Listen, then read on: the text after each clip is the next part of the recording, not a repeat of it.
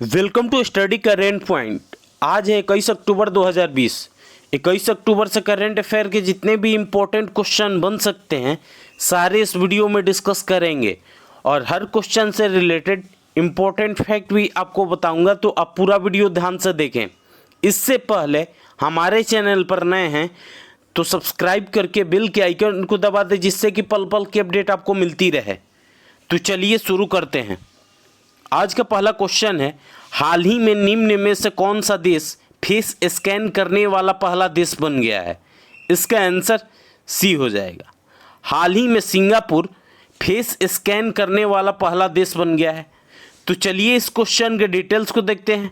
अब सिंगापुर की बात है तो सिंगापुर की राजधानी सिंगापुर सिटी है और सिंगापुर की करेंसी सिंगापुरियन डॉलर है और सिंगापुर के वर्तमान समय में प्रधानमंत्री ली सेन लुंग हैं और सिंगापुर के वर्तमान समय में राष्ट्रपति हलीमा याकूब हैं। इस क्वेश्चन से इतनी जानकारी मिलती है तो चलिए अगले क्वेश्चन पे चलते हैं। हाल ही में किस देश ने सुपरसोनिक क्रूज मिसाइल ब्रह्मोस का सफलतापूर्वक परीक्षण किया है? इसका आंसर डी हो जाएगा। हाल ही में अपना देश भारत ने सुपरसोनिक क्रूज मिसाइल ब्रह्मोस का सफलतापूर्वक परीक्षण किया है। तो चलिए इस क्वेश्चन के डिटेल्स को देखते हैं। अपने देश भारत ने हाल ही में सुपरसोनिक क्रूज मिसाइल ब्रह्मोस का सफलतापूर्वक परीक्षण किया है। इस क्वेश्चन से इतनी जानकारी मिलती है तो चलिए अगले क्वेश्चन पे चलते हैं। हाल ही में अंतर्राष्ट्रीय गरीबी उन्मूलन दिवस निम्न में से किस दिन को मनाया गया है? इसका आंसर बी हो जाएगा। हाल ही में अंतर्राष्ट्रीय गरीबी उन्मूलन दिवस 17 अक्टूबर को मनाया गया है। तो चलिए इस क्वेश्चन के डिटेल्स को देखते हैं। अंतर्राष्ट्रीय गरीबी उन्मूलन दिवस प्रत्येक वर्ष 17 अक्टूबर को मनाया जाता है। इस दिवस का मनाने का मुख्य उद्देश्य विश्व समुदाय में गरीबी दूर करने हेतु किए जा रहे प्रयासों के संबंध में जागरूकता बढ़ाना है। इस क्वेश्चन से इतनी जानकारी मिलती है तो चलिए अगले क्वेश्चन पे चलते हैं। हाल ही में ग्लोबल हंगर इंडेक्स रिपोर्ट 2020 में निम्न में से किस देश को प्रथम स्थान प्राप्त हुआ है? इसका आंसर ए हो जाएगा। हाल ही में ग्लोबल हंगर इंडेक्स रिपोर्ट 2020 में बेलारूस को प्रथम स्थान प्राप्त हुआ है। तो चलिए इस क्वेश्चन के डिटेल्स को देखते हैं। ग्लोबल हंगर इंडेक्स 2020 में बेलारूस को प्रथम स्थान प्राप्त हुआ है। ग्लोबल हंगर इंडेक्स में अपने देश भारत की रैंकिंग पिछले वर्ष के अनुसार इस वर्ष में सुधरी है, लेकिन अब भी भारत कई पड़ोसी देशों से पीछे चल रहा है। इन देशों में नेपाल, म्यांमार, पाकिस्तान, बांग्लादेश, इंडोनेशिया जैसे देश शामिल हैं। भारत 107 देशों की लिस्ट में 94 पायदान पर आया है, लेकिन यहीं 2019 में 102वें स्थान पर था। इस क्वेश्चन से इतनी जानकारी मिलती है तो चलिए अब बेलारूस के बारे में देखते हैं। अब बेलारूस की बात है तो बेलारूस की राजधानी मिन्स्क है और बेलारूस की करेंसी रूबल है और बेलारूस के संसद का नाम नेशनल असेंबली है और बेलारूस के राष्ट्रपति अलेक्जेंडर लुकाशेंको हैं। इस क्वेश्चन से इतनी जानकारी मिलती है तो चलिए अगले क्वेश्चन पे चलते हैं। हाल ही में एस पुरी का निधन हो गया है। वे किस राज्य के पूर्व भ्रष्टाचार निरोधक ब्यूरो एसीबी के प्रमुख थे? इसका आंसर सी हो जाएगा। हाल ही में एस पुरी का निधन हो गया है। वे महाराष्ट्र के पूर्व भ्रष्टाचार निरोधक ब्यूरो यानी एसीबी के प्रमुख थे। तो चलिए इस क्वेश्चन के डिटेल्स को देखते हैं। अब ये महाराष्ट्र के थे तो महाराष्ट्र की राजधानी मुंबई है और महाराष्ट्र राज्य की स्थापना 1 मई 1960 को हुई थी। महाराष्ट्र के वर्तमान समय में मुख्यमंत्री उद्धव ठाकरे हैं और महाराष्ट्र के राज्यपाल भगत सिंह कोश्यारी हैं और महाराष्ट्र में लोकसभा सीटों की संख्या 48 है और महाराष्ट्र में राज्यसभा सीटों की संख्या 19 है। इस क्वेश्चन से इतनी जानकारी मिलती है तो चलिए अगले क्वेश्चन पे चलते हैं। हाल ही में केंद्र सरकार ने केंद्रीय गृह सचिव अजय भल्ला का कार्यकाल कब तक के लिए बढ़ा दिया है? इसका आंसर बी हो जाएगा।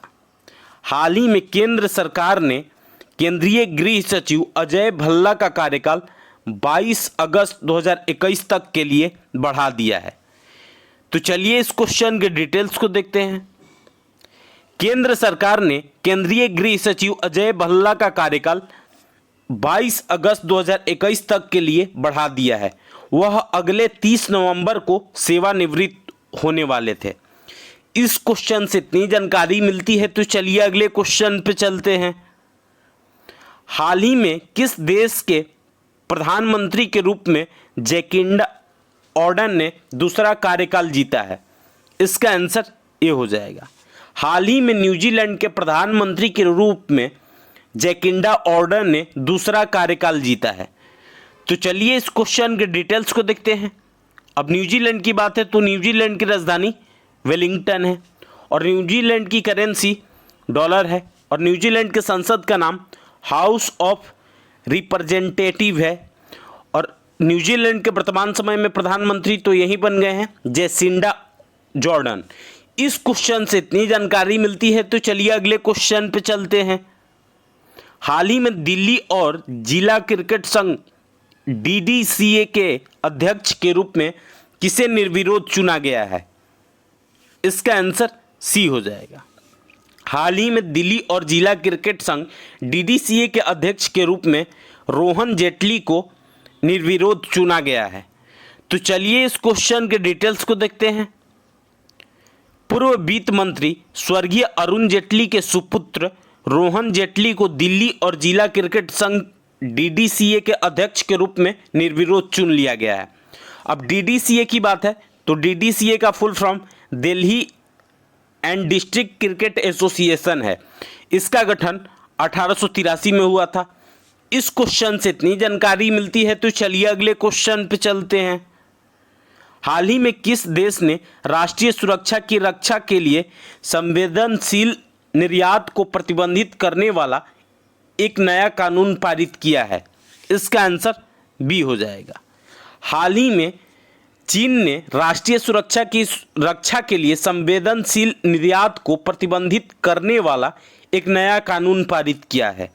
तो चलिए इस क्वेश्चन के डिटेल्स को देखते हैं।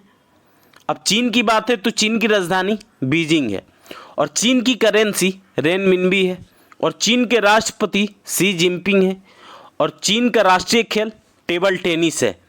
इस क्वेश्चन से इतनी जानकारी मिलती है, तो चलिए अगले क्वेश्चन पे चलते हैं। हाल ही में केंद्रीय स्वास्थ्य मंत्री डॉक्टर हर्षवर्धन सिंह ने घोषणा की है कि भारत ने किस देश तक ट्रांस फैट फ्री होने का लक्ष्य रखा है? इसका आंसर ए हो जाएगा। हाल ही में केंद्रीय स्वास्थ्य मंत्री डॉक्टर हर्षवर्धन सिंह ने घोषणा की कि भारत 2022 तक ट्रांस फैट फ्री होने का लक्ष्य रखा है। तो चलिए इस क्वेश्चन के डिटेल्स को देखते हैं। केंद्रीय स्वास्थ्य मंत्री डॉक्टर हर्षवर्धन सिंह ने घोषणा की कि भारत 2022 तक ट्रांस फैट फ्री होने का लक्ष्य रखा है। यह लक्ष्य विश्व स्वास्थ्य संगठन के लक्ष्य से 1 साल आगे है। इस क्वेश्चन से इतनी जानकारी मिलती है, तो चलिए अगले क्वेश्चन पे चलते हैं।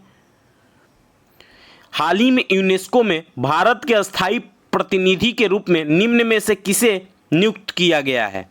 इसका आंसर ए हो जाएगा।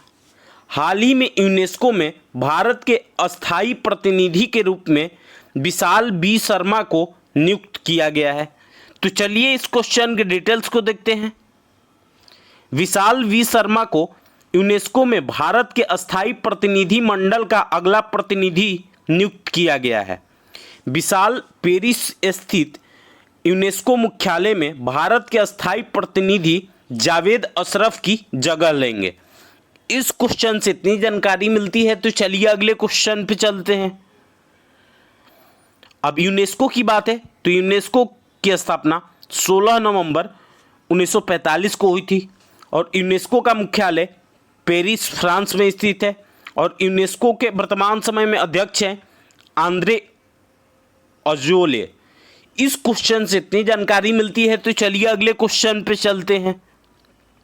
हाल ही में भारत सरकार ने किस देश को एक बड़ा झटका देते हुए रेफ्रिजरेटर वाले एयर कंडीशनर की आयात पर पूर्ण रूप से प्रतिबंध लगा दिया है? इसका आंसर सी हो जाएगा।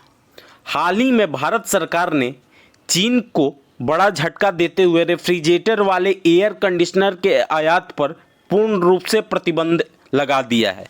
तो चलिए इस क्वेश्चन के डिटेल्स को देखते हैं। भारत सरकार ने चीन को एक बड़ा झटका देते हुए रेफ्रिजरेटर वाले एयर कंडीशनर के आयात पर प्रतिबंध लगा दिया है।